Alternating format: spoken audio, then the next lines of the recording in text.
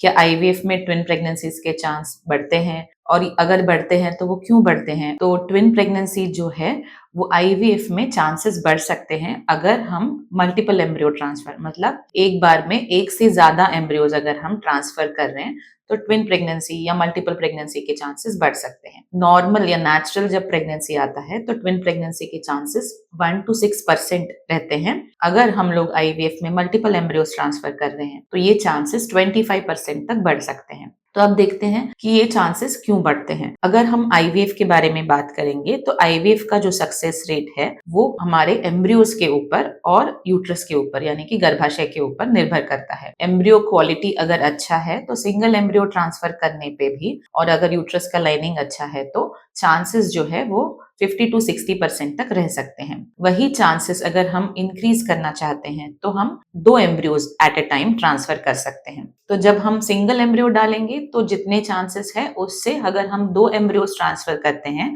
तो chances success के 10% से बढ़ जाते हैं। तो ये रीजन हो सकता है कि काफी बार पेशेंट्स चाहते हैं कि हम at a time 2 blastocyst embryo transfer करें।